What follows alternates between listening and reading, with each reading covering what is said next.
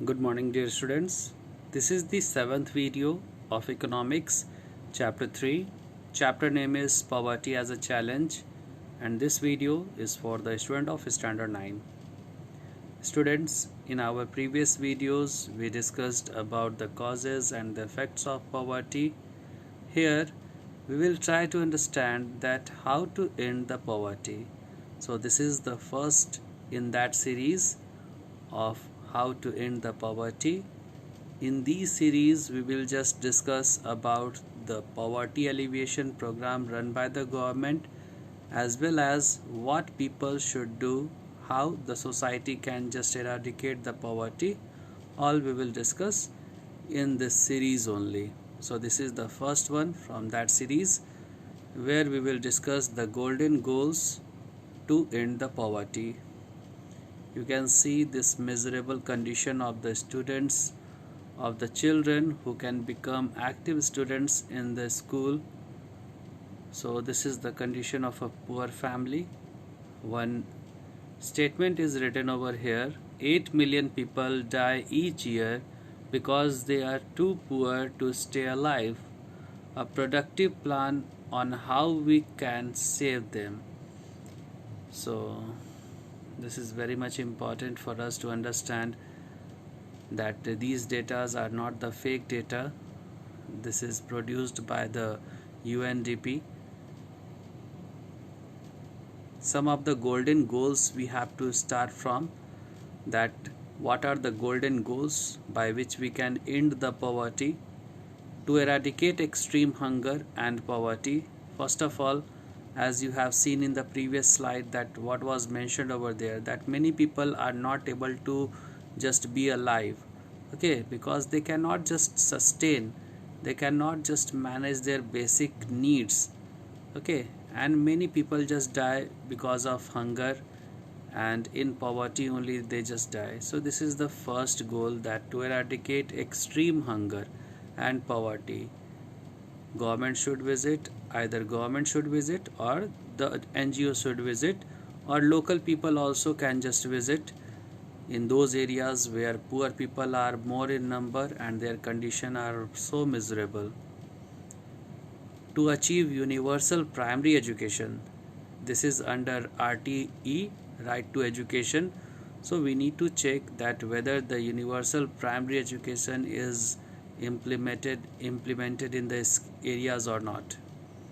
To promote gender equality and empower women, many a time because of illiterate women, when their number increased in the society, so at that time they are not able to teach their children.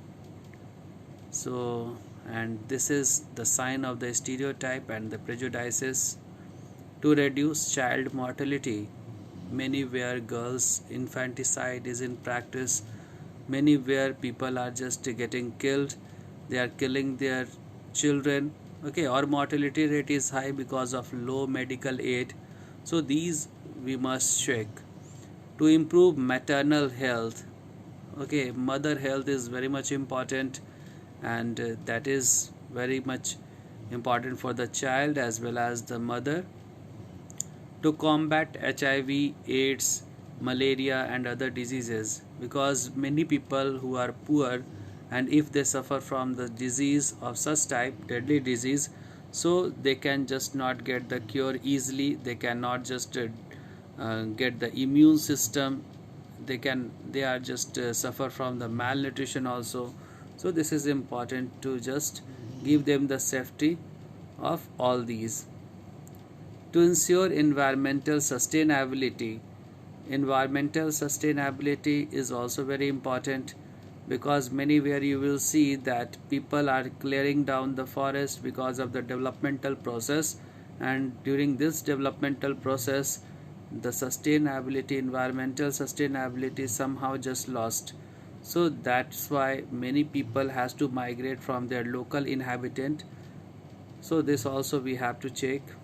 To develop a global partnership for development, worldwide campaign or movement should start, so that we can understand the pain of the poor and we can just work together in this section.